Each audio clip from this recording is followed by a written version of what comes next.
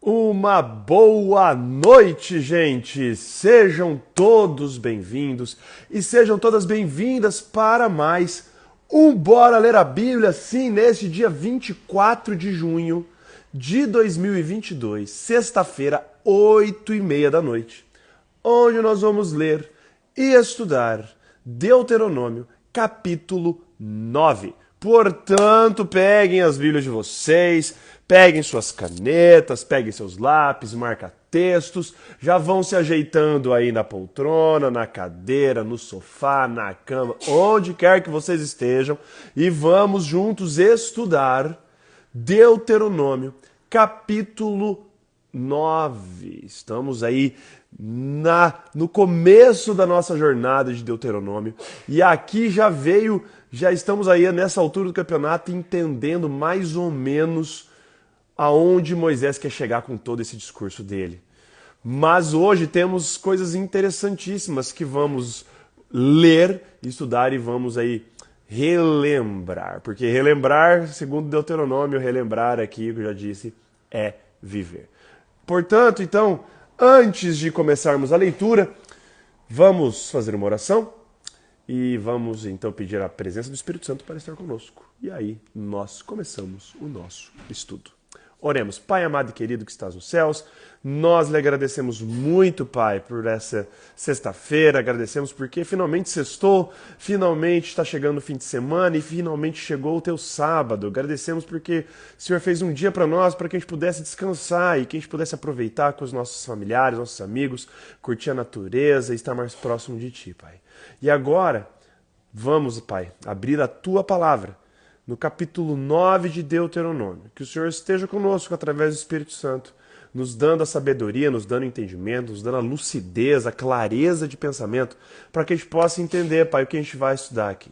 Seja com todos que estão acompanhando aqui o Bora Ler a Bíblia ao vivo e todos também que estão acompanhando a gravação. Tudo isso te pedimos e agradecemos pelo teu santo nome. Amém. Muito bem, gente. Pega as Bíblias de vocês então. Deuteronômio, capítulo 9.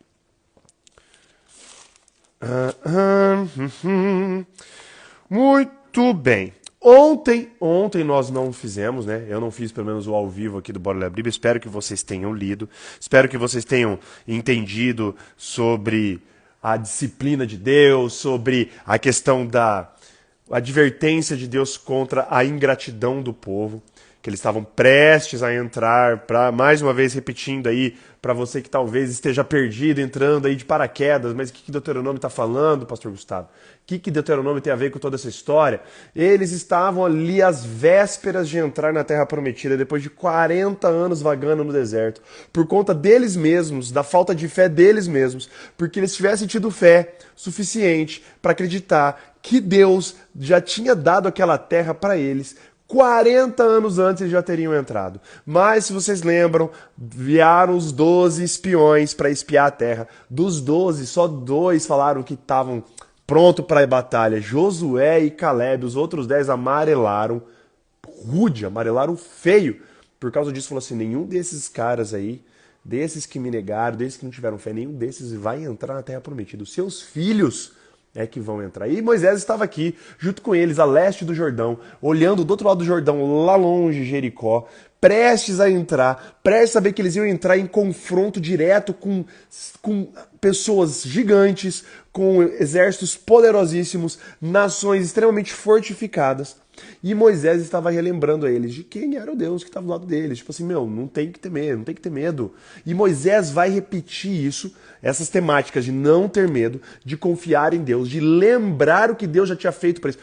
Essa máxima, essa tônica de lembrar o que Deus fez por eles no Egito e durante os anos do deserto acompanha o discurso de Moisés aqui, basicamente o livro de Deuteronômio inteiro.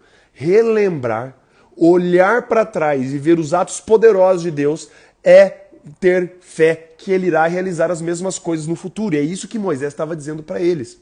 Além disso, sempre chamando a atenção do povo para a obediência, para a adoração exclusiva. E coisas que nós vamos ver hoje. Então, abra aí, se você não abriu ainda, Deuteronômio capítulo 9, verso 1, na minha Bíblia, que está na Nova Versão Internacional, começa assim. Ouça, ó Israel, Isso é Moisés falando, tá, gente? Hoje você está atravessando o Jordão, e hoje ele está sendo retórico aqui, ele não está falando que ia ser naquele dia. Hoje é naquele momento. Hoje você está atravessando o Jordão para entrar na terra e conquistar nações maiores e mais poderosas que você, as quais têm cidades grandes, com muros que vão até o céu. Ele já está lembrando a galera aqui de que do trabalho que eles teriam ali, né? Dos desafios que eles iriam enfrentar.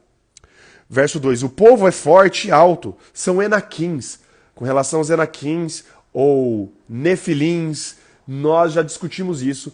Voltem aos capítulos anteriores e aí você pode se aprofundar mais sobre o que são os gigantes, né? Porque eles são chamados de Enaquins e tudo mais. Você já ouviu falar deles e até conhece o que se diz. Quem é capaz de resistir aos Enaquins? Esteja hoje certo de que o Senhor, o seu Deus, Ele mesmo vai adiante de você como fogo consumidor. Ele os exterminará e os subjugará diante de você. E você os expulsará e os destruirá como o Senhor lhe prometeu.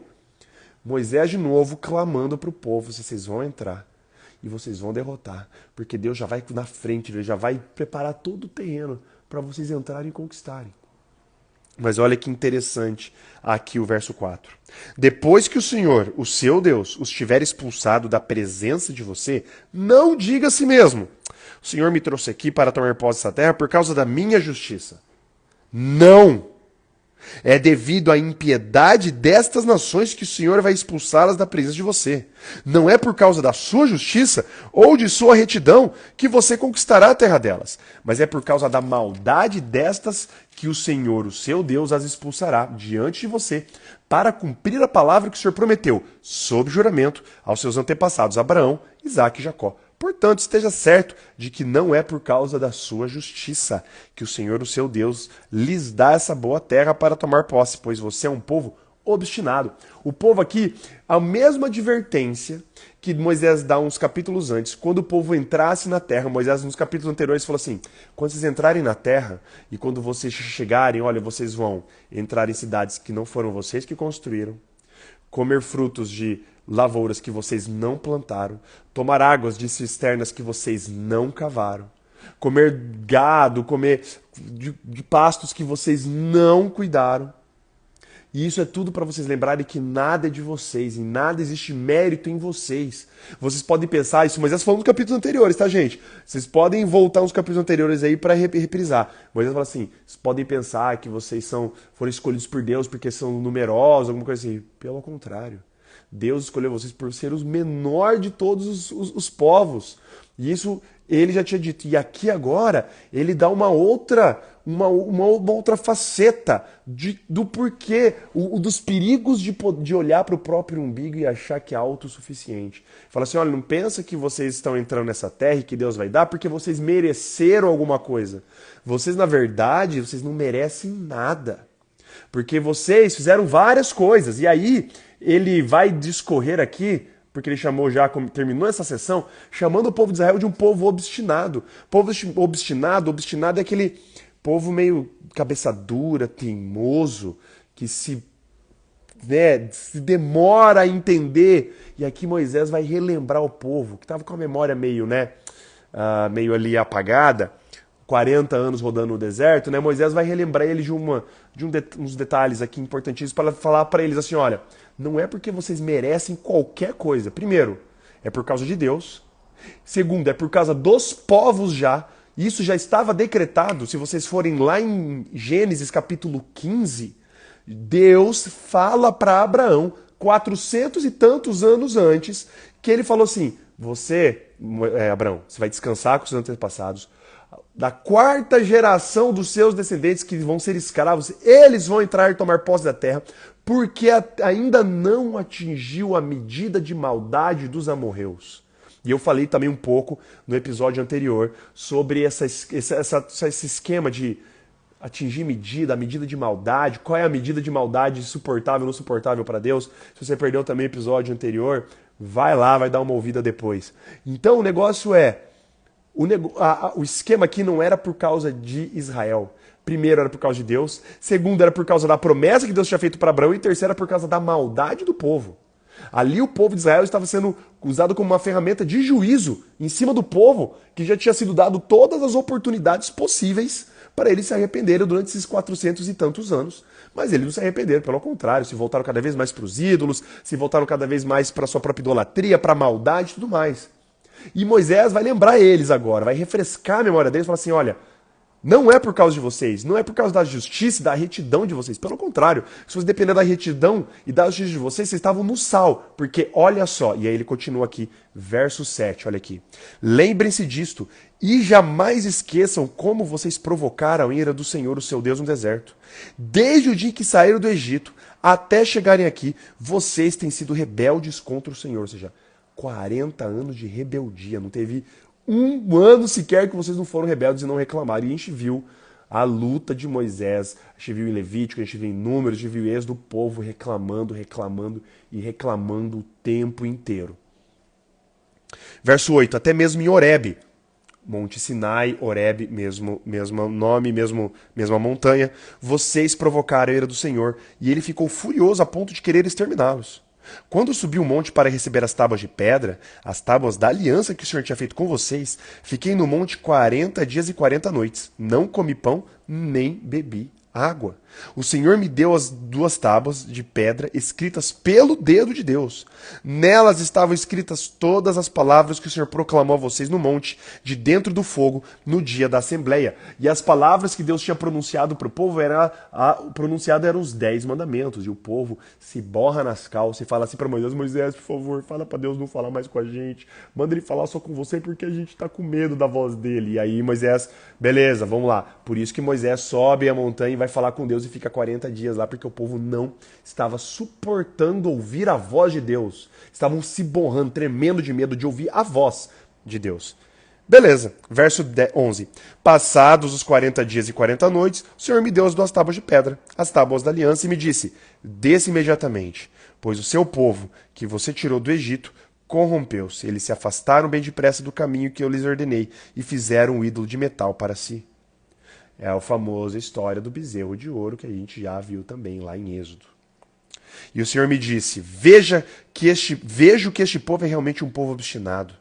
Deixe que eu os destrua e apague o nome deles de debaixo do céu e farei de você uma nação mais forte e mais numerosa do que eles. Deus ainda fez essa proposta, entre aspas, indecente para Moisés. Moisés, é o seguinte, esse povo aí não me adora.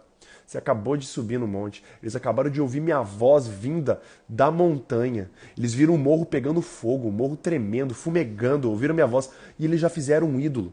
Esse povo não me merece. Fala agora. Olha como que Deus se... É muito louco isso, né? Como Deus, o Criador de tudo, se submete a uma vontade de um profeta. Fala assim, fala que eu destruo eles agora. Só dá ordem, Moisés, que eu destruo. Moisés, só que olha só. Verso 15, então voltei e desci do monte, enquanto este ardia em chamas, e as 2 tábuas da aliança estavam em minhas mãos, e vi que vocês tinham pecado contra o Senhor, o seu Deus. Fizeram para si um ídolo de metal em forma de bezerro. Bem depressa vocês se desviaram do caminho que o Senhor, o Deus de vocês, lhes tinha ordenado. Então peguei as 2 tábuas e as lancei das minhas mãos, quebrando-as diante dos olhos de vocês. Moisés full pistola. Depois, verso 18, prostrei-me perante o Senhor, outros 40 dias e 40 noites. Não comi pão, nem bebi água, por causa do grande pecado que vocês tinham cometido, fazendo o que o Senhor tinha reprovado, provocando a ira dele. Tive medo da ira e do furor do Senhor, pois ele está virado a ponto de destruí-los. Mas, de novo, o Senhor me escutou. O Senhor irou-se contra Arão, a ponto de querer destruí-lo, mas naquela ocasião também orei por Arão. Então peguei o bezerro do pecado de vocês, e o queimei no fogo, depois o esmigalhei e moí até virar pó, e o joguei no riacho que desce do monte. Verso 22. Além disso, vocês tornaram a provocar a ira do Senhor em Taberá, em Massá e em Quibrote Atavá, e quando o Senhor os enviou de Cades Barnea, disse, entrem lá e tomem posse da terra que lhes dei, mas vocês se rebelaram contra a ordem do Senhor, o seu Deus, não confiaram nele, nem lhe obedeceram. Vocês têm sido rebeldes contra o Senhor desde que os conheço. Moisés aqui, cara, ele é duro, ele é enfático, mas ele é preciso, ele é tipo corte. Rápido, Tramontina. Ele fala sem medir palavras. E ele continua. Verso 25, fiquei prostrado perante o Senhor durante aqueles 40 dias e 40 noites, porque o Senhor tinha dito que ia destruí-los. Foi quando orei ao Senhor dizendo, ó soberano Senhor, não destruas o teu povo, a tua própria herança. Tu o redimiste com a tua grandeza e o tiraste da terra do Egito com mão poderosa. Lembra-te de teus servos Abraão, Isaque e Jacó. Não leves em conta a obstinação deste povo, e sua maldade e seu pecado. Senão os habitantes da terra onde nos tiraste dirão, como o Senhor não conseguiu levá-los à terra que lhes havia prometido, e como ele os odiava, tirou-os para fazê-los morrer no deserto. Mas eles são o teu povo, a tua herança, que tiraste do Egito, com teu grande poder, com teu braço forte. Moisés aqui agora, a gente terminando o capítulo 9, Moisés relembra o povo, e é importante, e era muito importante o povo saber que eles estavam prestes a tomar posse da terra, não era por qualquer coisa que eles mereciam. Porque o povo, como Moisés acabou de reprisar, não merecia nada. Na verdade, o que o povo, aos olhos de Deus, merecia era ser destruído. Povo obstinado. Imagina, é um absurdo a gente pensar, né, nos dias de hoje, você estar ali, basicamente na presença de Deus, você ouvir a voz dele, e não só ouvir a voz dele, você ver a montanha, falou que a montanha inteira do Sinai tremia, chacoalhava, fumegava, saía fumaça, saía fogo da montanha, uma nuvem escura e densa desceu sobre o Sinai, a voz de Deus ecoa sobre todo o acampamento. Eles escutam a voz de Deus. O povo pede para Moisés, para Deus não falar mais, porque tinha medo da voz. E o povo, na sequência, faz um bezerro de ouro. Parece um absurdo, mas o povo fez isso. E o povo não foi só isso. Durante todos os anos do deserto, ele sempre duvidando de Deus. Ele sempre falou assim, pô, Moisés, era melhor ter deixado a gente lá no Egito. Lá no Egito a gente pelo menos como escravo, mas a gente tinha comida, a gente tinha uma casa. E o povo sempre ingrato, O povo esquece muito rápido. Não muito diferente, na verdade, da gente, em graus diferentes e situações diferentes. Mas aqui a mensagem é a mesma. Nada do que Deus dá para nós, como deu para o povo lá de Israel no deserto, nada é porque a gente merece. Nada é porque a gente fez alguma coisa para merecer, porque a gente não merece nada. A gente ganha de graça porque Deus quer. É Deus que decide o que Ele quer dar. É Deus que resolve, pela própria vontade dEle, dar essa bênção pra gente. Lá no povo, a terra prometida, e para todos nós, a salvação na cruz. Não, a gente não faz nada para merecer Cristo na cruz, a gente não fez nada. E a gente não tem nada que a gente possa fazer para conseguir, entre aspas, comprar um pedacinho de terra a mais no céu. A sua e a minha salvação, a nossa herança já está reservada, basta a gente aceitar, a gente não tem que fazer nada. E esse é um dos grandes problemas nossos hoje como cristãos, é tentar ganhar por méritos próprios algo que Deus já deu, sendo que a gente não tem mérito nenhum, a gente não merece nada. Quem merece tudo é Ele. E aqui fica uma nota, né, de como que é ingrata a vida de um profeta, como é tenso a tensão de um profeta, porque o profeta ele vive uma ambiguidade que ele é totalmente incompreendido. Por quê? Porque para o povo, o profeta é a voz de Deus. Mas para Deus, o profeta é a voz de quem? Do povo.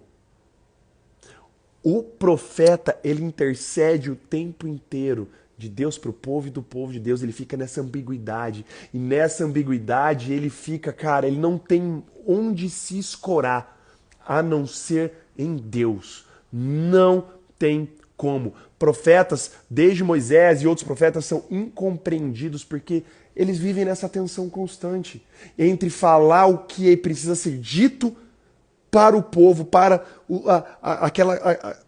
aquele contexto, aquela realidade. O profeta sempre tem uma mensagem vinda de Deus para o contexto imediato ali de advertência, de exortação, mas também de conforto, de carinho. E ao mesmo tempo o profeta que é a voz de Deus, ele também é a voz do povo falando para Deus. Moisés aqui, ele é a voz do povo, intercedendo para Deus, para não, pelo menos, por exemplo, para não ser destruído. Que trabalho tenso foi de Moisés e de todos os profetas, cara. Nenhum profeta teve, tem ou terá vida fácil, porque o profeta é o que bota o dedo na ferida, é o que cutuca a ferida do povo, mostra pro povo, escancara a ferida. Sabe aquelas... Tem uma expressão em inglês, né, que eles falam que é o elefante que está na sala. Existe um elefante na sala, mas ninguém quer falar do elefante da sala. Todo mundo resolve, por livre e espontânea vontade, ignorar o elefante da sala, apesar do elefante ocupar quase toda a sala. Na nossa vida também aqui é assim, a vida do povo, nessa jornada cristã, sempre temos muitos elefantes na nossa sala que a gente não gosta de falar. A gente gosta de jogar aquela sujeirinha para debaixo do tapete. A gente gosta de esconder os nossos podres, se pagar de santo, se pagar de crente. O profeta vem justamente nessa época para apontar, para escancarar, mostrar a sujeira, mostrar o elefante da sala, mostrar a ferida aberta, cutucar, mas ao mesmo tempo que ele morde, ele assopra, porque ele está ali para confortar, ele está ali para ser a voz de Deus, ele está ali para repreender, mas o profeta também está ali para escutar e para interceder pelo povo diante de Deus. Olha que trabalho ingrato. E Moisés, cara, Moisés aqui, ele é como se fala, é o paradigma do profeta. Ele é o exemplo máximo do que é um profeta. Um profeta que discute com Deus, um profeta que ele vira advogado do ser humano perante Deus e vira um mensageiro de Deus para o povo. E ele fica nessa, quicando de um lado para o outro. Ora falando de Deus para o povo e ora falando em nome do povo para Deus. E Moisés aqui fala e cutuca a ferida e ele é enfático. Vocês têm sido rebeldes desde o dia que eu conheci vocês. Desde o ano zero, quando a gente saiu lá do Egito, nas pragas do Egito, desde o dia zero vocês têm sido rebeldes. Então, povo de Israel, lembre-se que vocês estão entrando nessa terra não é por causa de vocês. Lembre-se então, galera, o povo de Israel estava entrando na terra prometida primeiro, por causa de Deus, porque Deus prometeu. Segundo, porque Deus tinha feito essa promessa para Abraão. E terceiro, Deus tinha falado para Abraão que não tinha se esgotado ainda o nível, a medida não tinha chegado da maldade dos amorreus, que eram os povos ali. E Moisés aqui relembra ele de novo. Vocês não estão entrando na terra por causa de vocês ou por causa da justiça, mas é por causa da maldade deles. Nós seremos o instrumento de juízo de Deus para julgar esses povos aqui, para executar a sentença deles, porque já deu. A medida de Deus chegou, a gota d'água já foi, e agora eles não vão ter o que fazer, e agora é a gente aqui que vai entrar arrebentando tudo em nome de Deus. Só que vocês, povo de Israel, Moisés falando, tem que ter fé, tem que ter fé. E Moisés vai continuar esse discurso, tá? A gente vai continuar lendo depois, nos outros capítulos, e você vai vendo que o discurso de Moisés vai ficando melhor, vai ficando mais rebuscado, vai ficando top, assim, ó. Deuteronômio é praticamente unanimidade que é o ápice, é o clímax do Pentateuco. Dos 5 livros, Deuteronômio é o mais completo, é o mais bonito, é o mais profundo, é o que tem mais ensinamento, é o cara, Deuteronômio você pode estudar a eternidade, que Deuteronômio sempre vai ter coisa, sempre vai ter recheio, sempre vai ter conteúdo, sempre vai ter insight. Mas terminamos o capítulo de hoje. Espero que vocês tenham curtido, espero que vocês tenham feito as suas anotações, espero que vocês tenham grifado aí nas Bíblias de vocês. Se você está entrando aqui pela primeira vez, saiba que nós fazemos isso todos os dias, com exceção de alguns dias, porque, enfim, na nossa rotina tem vezes que a gente não tem como parar aqui à noite para fazer, mas, enfim, a ideia é todos os dias, de segunda a sexta, das 8h30 às 9 da noite, sábados, domingos e feriados, das 8h30 às 9 da manhã, todos os dias, mais uma vez, lendo um capítulo da Bíblia por vez.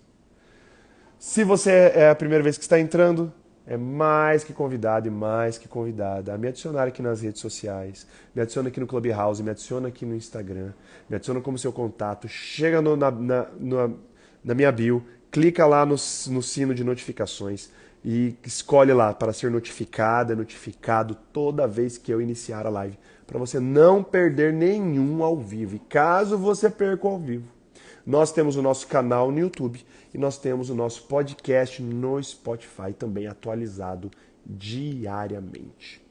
Beleza, gente? Antes de terminar, então, vamos fazer uma oração e aí nos despedimos por hoje. Pai amado e querido, nós lhe agradecemos muito por mais um dia, mais um estudo da Tua Palavra. Hoje estudamos Deuteronômio capítulo 9.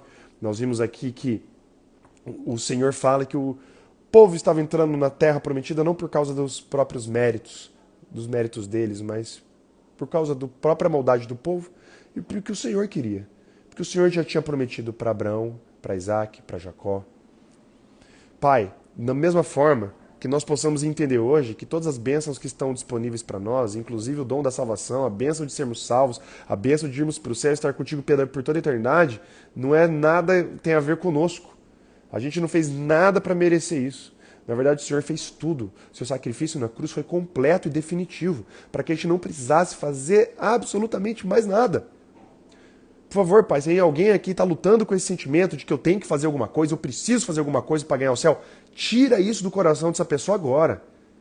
Tira que não existe mérito, não existe justiça própria na gente.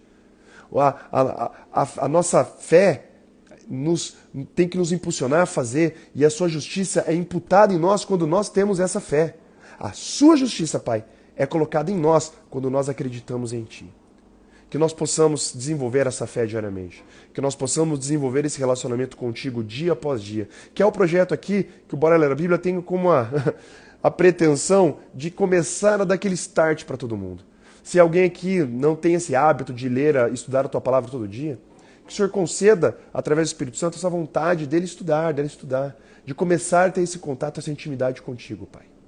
Quero pedir que o Senhor seja com todos que estão aqui e abençoe também todas as famílias que estão aqui representadas, todos os seus desafios, seus problemas. A gente sabe que toda família tem problema, tem treta, mas o Senhor, Pai, é o Senhor dos senhores, é o Deus dos deuses, o Senhor conhece tudo e o Senhor sabe como resolver, Pai. Que a gente possa confiar os nossos problemas nas suas mãos, que a gente, enfim, não tente resolver por nós mesmos, Pai. Perdoe também os nossos pecados e faltas. Tudo isso nós pedimos e agradecemos, Pai. Com o perdão de nossos pecados e faltas é que nós oramos. Amém. Valeu, gente! Queria agradecer aí a todos vocês, a presença de todos. Vamos ver quantos estão presentes aqui no Instagram. Deixa eu ver aqui. Agradecer a presença aqui da Amanda, da Renatinha, grande Wesley Moura, da Noelle, do Cassim Artes, da Bia Macedo. Vamos ver aqui quem está no Clubhouse. A Mariana, minha esposa, o Matheus, a Isabela. Sejam muito bem-vindos, gente. É sempre bom ter vocês aqui no Clubhouse. É muito bom ter todo mundo. E lembrando, né, gente, que amanhã, então, 8h30 da manhã, vamos continuar a leitura. Bora ler a Bíblia. Deuteronômio capítulo 10. Beleza, gente? Um grande beijo, um abraço para vocês. Fiquem com Deus. Valeus e falou!